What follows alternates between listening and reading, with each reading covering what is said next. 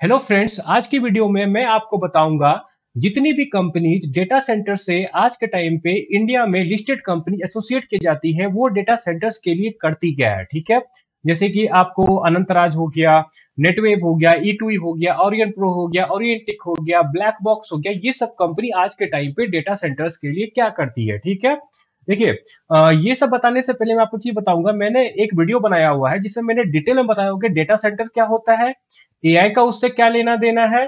Then आपको ये भी मैंने बताया हुआ कि क्लाउड क्या होता है। ठीक है, एंड क्लाउड का इन दोनों से क्या लेना देना है। तो अगर आपको नहीं पता है तो वो वीडियो देख लीजिए आप, मैं डिस्क्रिप्शन में डाल दिया हूं। और हाँ, मैंने दो अलग अलग वीडियो बनाया हुआ है, एक E2 नेटवर्क पे एंड नेटवेब पे। आप उन दोनों वीडियो को भी देख सकते हो, आपको काफी क्लैरिटी मिलेगी उनके बिजनेस के बारे में। ठीक है, तो अब हम वापस आते हैं इस वीडियो पे। देखिए, ये समझने के लिए कि ये कंपनीज करती क्या है, जैसे नेटवेब हो गया, ओरियंटेक हो गया, ब्लैक बॉक्स हो गया, इनका डेटा सेंटर से क्या लेना देना है, आपको तीन चीज समझना पड़ेगा। एक्चुअली में ये सारी कंपनीज को हम तीन ब्रैकेट में डिवाइड कर सकते हैं। एक है कोलोकेशन प्रोवाइडर, एक है infra as a service provider, and third one is manage IT infra service provider. और इनका कुछ काम होता है डेटा सेंटर्स के रिलेटेड। ठीक है, तो कोलोकेशन प्रोवाइडर का क्या काम होता है। कोलोकेशन प्रोवाइडर आपको जगह, रैक, रैक पे क्या होता है ना कि रैक वो जगह है जहां पे आपका कंप्यूट पावर सब रखा जाता है। ठीक है, जैसे ग्राफिक्स कार्ड हो गया, सीपीयू हो गया, उन सब के रखने का जगह। देन पावर, डेटा सेंटर को पावर चाहिए तो पावर लगाने का जुगाड़ वहां पे कोलोकेशन प्रोवाइडर वाली कंपनी करेगी। एंड देन कूलिंग सिस्टम, जैसे आप सुनते हो ना, एस्टेलियन हो गया, फिर एरोफ्लेक्स इंडस्ट्री हो गया, ये सब डेटा सेंटर कूलिंग पे काम करेंगे। तो ये कूलिंग सिस्टम भी लगाना किनका जिम्मेदारी होता है, कोलोकेशन प्रोवाइडर का। ठीक है, इन सब के देखरेख में होता है। देन आपको फिजिकल सिक्योरिटी, ये सब कौन प्रोवाइड करेगी, कोलोकेशन। सो बेसिकली अगर इसको समराइज किया जाए तो कोलोकेशन प्रोवाइडर वो कंपनी होती है जो कि आपको डेटा सेंटर का एस्केलेटन बना के तैयार करके आपको देती है। देन आपको हो गया infra as a service provider.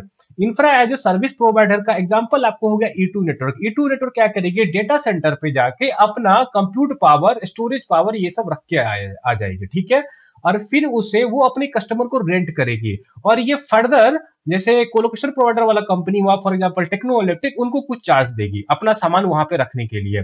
E2 networks I think LNT के पास जाके अपना compute power and storage power आज के टाइम पे रखती है और कुछ चार्ज देती है उनको। और फर्दर अपने कस्टमर से ये लोग डिपेंडिंग अपॉन कि ये लोग कैसे यूज कर रहे हैं ई टू नेटवर्क का कस्टमर, वो चार्ज करती है अपने कस्टमर से ई टू नेटवर्क। ठीक है, और वैसे ही मैनेज आईटी इंफ्रा सर्विस का क्या हो गया कि ये लोग आईटी सर्विसेज प्रोवाइड करते हैं और डेटा सेंटर के रिस्पेक्ट में इनका क्या काम होता है कि ये बिल्ड करते हैं, केबलिंग लगाएंगे, सॉफ्टवेयर वगैरह डालेंगे जो इनको मॉनिटर करने में आसानी पड़ेगा। तो डेटा सेंटर्स को लेके manage IT and infra services वाले कंपनी का ये काम है। मतलब सब कुछ को वो आईटी एंड इंफ्रा को देखेंगे। ठीक है, मैक्सिमम कंपनी आज के टाइम में जो आपने सुना है, ओरियन प्रो, ब्लैक बॉक्स, ये सब मैनेज आईटी में ही है। ठीक है, अब आते हैं कैपेक्स रिक्वायरमेंट। देखिए, जो कोलोकेशन वाला प्रोवाइडर होगा ना, उसका क्या रिक्वायरमेंट होगा, वो क्या करती है, building, rack, power, cooling system, ये सब प्रोवाइड करती है। तो इनका हाई कैपेक्स होगा। ठीक है, क्योंकि पहले तो एक लैंड खरीदेंगे, फिर उसके बाद वहां पे कुछ बिल्डिंग टाइप का बनाएंगे, फिर वहां पे रैक सिस्टम बनाएंगे, फिर पावर सिस्टम लाएंगे, तो उनका कैपेक्स ठीक ठाक अच्छा होगा। अब आते हैं, हम देखते हैं infra as a service provider. Infra as a service provider क्या है, कंप्यूट सर्विस प्रोवाइड करेगी। क्योंकि ये कंप्यूट सर्विस प्रोवाइड करेगी तो इनका भी कैपेक्स हाई होगा। आपने देखा होगा ई2 नेटवर्क के एक केस में कि उनको एक एक जीपीयू कितना महंगा पड़ता है। वो रिसेंटली ब्लैकवेल का 4000 जीपीयू खरीदने वाले हैं, तो उनको लगभग 2000 करोड़ का खर्चा आने वाला है। तो काफी महंगा होता है ये भी, मतलब इंफ्रा एज ए सर्विस वाला काम। ठीक है, अब थर्ड आते हैं manage IT and infra services. ये थोड़ा लो कॉस्ट वाला है क्योंकि ये सर्विसेज प्रोवाइड कर रहे हैं, ये कुछ खुद का खरीद के बना नहीं रहे हैं। ठीक है, अब थर्ड में आते हैं ऑपरेक्स रिक्वायरमेंट। ऑपरेक्स मतलब क्या, ऑपरेटिंग एक्सपेंस जो होता है इनका, आपको क्या होता है ना कि जैसे एक खर्चा चलाना है। जैसे एक बार आप सेटअप कर लिए कोलोकेशन डेटा सेंटर, उसको खर्चा कितना लगेगा। तो इन केस ऑफ कोलोकेशन वो सस्ता होता है क्योंकि उनको क्या करना है, पावर का बिल आएगा बार बार, हल्का फल्का गार्ड्स का मेंटेनेंस होगा, कूलिंग सिस्टम का मेंटेनेंस होगा। और वहीं पे infra as a service provider का हार्डवेयर क्या क्या है ना कि हाई कैपे ओपेक्स होगा, क्योंकि इनको टाइम टाइम पे अपना हार्डवेयर बदलना पड़ेगा। ठीक है, पावर का बैंडविड्थ भी बदलना पड़ेगा। वही आपको manage IT and infra service में अगर आते हैं तो इनका क्या सीन है कि इनका स्टाफ का सैलरी वगैरह होगा, तो यहाँ पे भी लो ओपेक्स है। रेवेन्यू टाइम क्या, रेवेन्यू टाइप देखिए, कोलोकेशन वाला का क्या होता है ना कि लॉन्ग टर्म कॉन्ट्रैक्ट है। जैसे किसी को पता चला कि यहाँ पे कोलोकेशन डेटा सेंटर बन रहा है, तो वो क्या करेगा, ऑलरेडी बात कर लेगा और फिर वहां पे जाकर अपना जीपीयू वगैरह रख देगा, और वो 5-10 साल के कॉन्ट्रैक्ट के लिए रखते हैं। और यहाँ पे क्या है कि इंफ्रा सॉल्यूशन में क्या होता है कि जीपीयूज वगैरह को रेंट किया जाता है, राइट। तो यहाँ पे क्या होगा कि कस्टमर का काम खत्म हुआ फिर वो छोड़ देगा, तो ये थोड़ा फ्लेक्सिबल होता है, ठीक है।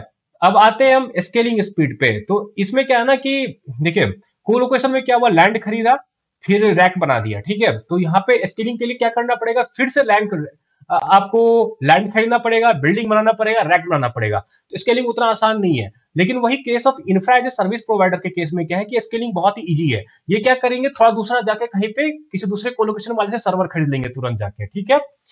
एंड स्केलिंग स्पीड इनका लिमिटेड है manage IT and infra services वाले का, क्योंकि ये क्या करेंगे, नए नए हायर करेंगे, हायरिंग में थोड़ा टाइम वगैरह लगता है। मेन हमारा जो है ना डेटा सेंटर के लिए वो कोलोकेशन वाला हो गया, इंफ्रा एज ए सर्विस वाला, क्योंकि मैनेज आईटी सर्विस का आपको मार्जिन कम होता है। आपको अगर डेटा सेंटर को देखना है तो इधर कोलोकेशन प्रोवाइडर को देखिए या infra as a service provider को देखिए, इनका मार्जिन अच्छा होता है। फिर आते हैं हम लोग कुछ और देखते हैं, what they do for data centres, ठीक है। ये क्या करते हैं, ऑपरेट करते हैं, ठीक है। गार्ड्स वगैरह वहां पे डालेंगे और उसको ऑपरेट करेंगे। इनका जिम्मेदारी हुआ पावर लाना वहां तक, रैक लाना, ठीक है, कूलिंग सिस्टम लाना, ये सब हुआ। फिर ये क्या करेंगे, इंफ्रा सर्विस वाली कंपनी ये कंप्यूट पावर प्रोवाइड करेगी, ठीक है। और आपको इन मैनेज्ड वाला का मैं क्या बता रहा हूं कि ये क्या करते हैं, डिजाइन करेंगे, बिल्ड करेंगे, हार्डवेयर को इंटीग्रेट करेंगे, ये सब काम होता है इनका मैनेज आईटी सर्विस वाला कंपनी का, ठीक है। What they do not do, मैं ये अब डिटेल आपको बता रहा हूं, ये क्या नहीं कर सकते हैं। ये जो पहला वाला है, ये कस्टमर को मैनेज नहीं करते हैं, कस्टमर खुद आके मैनेज करना पड़ेगा। और जो पहला वाला है वो डेटा सेंटर नहीं बनाते। इंफ्रा सर्विस वाला क्या करेगा, वो डेटा सेंटर नहीं बनाता, ई2 नेटवर्क डेटा सेंटर नहीं बनाता है, वो डेटा सेंटर पे जाके अपना सामान को रखता है, ठीक है। और ये क्या है, ये थर्ड वाला है मैनेज सर्विस वाला। इनका क्या है कि ना ये डीसी बिल्डिंग ऑन करता है, ना ये रैक पे रेंट पे देता है, ना ये कंप्यूट पावर होता है इनका, ये बस क्या बोलते हैं, आईटी सर्विस प्रोवाइड करता है, ठीक है।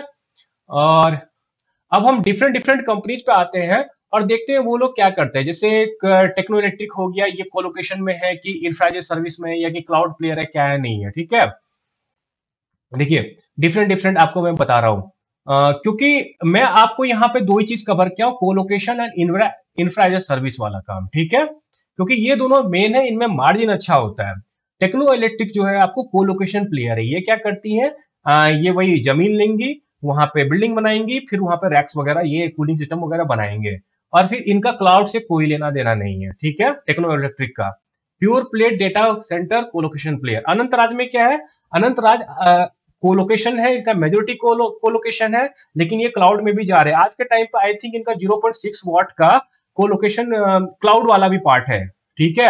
E2 नेटवर्क क्या है, इनका कोलोकेशन से कोई लेना देना नहीं है, ये कंप्यूट पावर प्रोवाइड करते हैं इंफ्रा एज ए सर्विस में। नेटवेब का क्या है, नेटवेब का भी कोलोकेशन से कोई लेना देना नहीं है, और आपको उस नेटवेब का क्लाउड से लेना देना है थोड़ा बहुत, उनका एआई सिस्टम वाला प्रोडक्ट है। आप मेरा वीडियो देख लीजिएगा नेटवेब वाला, मैं लिंक पे डाला हूं, उसमें आपको पता चल जाएगा। ऑरियन प्रो सॉल्यूशन इसका कोलोकेशन में भी पार्शियल है, इसमें भी पार्शियल है। बेसिकली ये आपको मैनेज सर्विसेज वाला हो गया। Similarly black box marine electricals का कोई लेना देना नहीं है, इसका भी नाम आता है डेटा सेंटर के साथ। ये क्या करती है, इलेक्ट्रिकल प्लेयर है, ये क्या करती है, सप्लाई करती है पावर टू डेटा सेंटर। ये डेटा सेंटर में बस पावर सप्लाई करती है और कुछ लेना देना नहीं है, ठीक है। एलाइड डिजिटल सर्विसेज, इनका दोनों का पार्शियल है, वही आईटी इंफ्रा सर्विस वाला हो गया इसका काम, ठीक है। किर्लोस्कर ऑयल इंजन, इनका भी है पावर का सप्लाई करने का काम। ओरियंट टेक्नोलॉजी है, आपको इसका भी काम है मैनेज आईटी सर्विसेज वाला। तो अगर आप देख लो तो नेटवेव E2E छोड़ के बाकी सारा आपको बाकी कोई भी कंपनी आपको क्लाउड में नहीं है, नेटवेब E2E छोड़ के। सॉरी, अनंतराज भी। और अनंतराज का एक्चुअली में फ्यूचर बहुत अच्छा है, क्योंकि वो अच्छा खासा स्केल करने वाले हैं अपने क्लाउड वाले को बाय FY28 है, ठीक है। मैं आपको डिटेल में बताऊंगा अनंतराज के बारे में, मैं नीचे में कैलकुलेशन करके रखा हुआ हूं। टेक्नो इलेक्ट्रिक आपको कोलोकेशन डेटा सेंटर में काफी स्ट्रांग है, अनंतराज भी है। इनफैक्ट अगर मैं समराइज करूं तो कोलोकेशन में Techno Electric and Anantraj strong है, और आपको क्लाउड में हो गया E2 नेटवर्क स्ट्रांग है, ये अनंतराज बनने वाला है, अनंतराज का फ्यूचर स्ट्रांग दिखता है। एंड नेटवेव ओके ओके, ठीक है, क्योंकि नेटवेव का आज के टाइम पे भी ज्यादा रेवेन्यू आता है सुपर कंप्यूटर्स से। और अब मैं चाहता हूं आपको एक इंटरेस्टिंग सा कैलकुलेशन दिखाता हूं। देखिए, अनंत राज के मैनेजमेंट ने इस बार बोला कि बाय FY 28 हमारा जो कैपेसिटी हो जाएगा 123 मेगावाट के आसपास का हो जाएगा, ठीक है, डेटा सेंटर का, जिसमें से 87 मेगावाट का होगा हमारा कोलोकेशन कैपेसिटी, एंड देन होगा हमारा 36 मेगावाट का क्लाउड वाला कैपेसिटी, ठीक है। और मैं आपको इंटरेस्टिंग बात बताऊं, कोलोकेशन वाले से मंथली रेंट 90 लाख का आता है, दैट इज 0.9 करोड़ का। और क्लाउड वाले से मंथली रेंट 10 से 12 करोड़ का आता है, ठीक है। मैं 10 करोड़ लेके कैलकुलेशन किया हूं, तो उस हिसाब से FY 29 में कोलोकेशन वाले सर्विस अनंत राज का रेवेन्यू बनेगा 940 करोड़ के आसपास, एंड क्लाउड से बनेगा 4320 करोड़ के आसपास, एंड फुल रेवेन्यू बनेगा 5260 करोड़ के आसपास अनंत राज का रेवेन्यू बनेगा सिर्फ डेटा सेंटर वाले बिजनेस से, ठीक है। और मैं प्रॉफिट मार्जिन बस 25% ले रहा हूं, लेकिन एक्चुअली में प्रॉफिट हो सकता है इससे काफी ऊपर है, बस मैं 25% ले रहा हूं, ठीक है। और मैं उसके बाद क्या एज्यूम कर रहा हूं कि रियल एस्टेट का पैट जो है बॉटम लाइन वो 20% से ग्रो करेगा तब तक, तो उस हिसाब से पैट बनता है रियल एस्टेट से इनका उस टाइम पे, दैट इज FY 29 में 920 करोड़ का, तो टोटल पैट इनका बनेगा 235 करोड़ का उस टाइम पे जाके FY 29 में, और आज का करंट पैट है 493। तो 3.5 साल में इनका पैट 4.5 गुना होने वाला है, ठीक है। आई थिंक या 3.5 साल में, तो कितना का कैगर हुआ, ग्रेटर देन 50%। तो आज के टाइम का अनंत राज मुझे एक अच्छा प्रोस्पेक्ट लगता है अगर आप डेटा सेंटर में देखना चाहते हैं। इवन आपको E2E नेटवर्क्स भी अच्छा प्रोस्पेक्ट है, बस आपको बिजनेस को ट्रैक करना पड़ेगा, इवन अनंत राज को भी आपको ट्रैक करना पड़ेगा। क्यों? क्योंकि देखिए, अनंत राज का आपका देखना पड़ेगा, ये जो बोल रहे हैं कर पा रहे हैं, क्योंकि पहली बात यह है कि इंफ्रा सॉल्यूशन भी आसान नहीं है, और वो क्या बोल रहे हैं कि will not only do infra solution, हम सॉफ्टवेयर भी बनाएंगे, SaaS में भी जाएंगे, software as a service, platform as a service, ये सब भी हम करेंगे, ठीक है। हमें क्या करना पड़ेगा, ट्रैक करना पड़ेगा। आज के टाइम पे Anantraj E2 network they are good players, बाकी सारे जो प्लेयर्स हैं ये आपको IT सर्विसेज प्रोवाइड करती है डेटा सेंटर के लिए, इसीलिए इन सब में से आप कंपनी को देखोगे ज्यादा वैल्यूएशन कमांड नहीं करती है। यही रीजन है कि अनंतराज E2 नेटवर्क नेटवेब जैसी कंपनी को ज्यादा वैल्यूएशन मिलता है इंडस्ट्री से कंपेयर टू अदर कंपनीज, ठीक है। और ये रहा मेरा, यहाँ पे मैं अपने वीडियो को फिनिश करता हूं। और आपको किसी भी कंपनी पे नेक्स्ट वीडियो चाहिए तो आप मुझे मैसेज में कमेंट कर दीजिए, मैं ट्राई करूंगा कि अगला वीडियो उस पार्टिकुलर कंपनी पे बनाऊं। और अगर आपको मेरा ये वीडियो अच्छा लगे तो प्लीज लाइक कीजिए, शेयर कीजिए, सब्सक्राइब कीजिए, and thanks a lot for watching.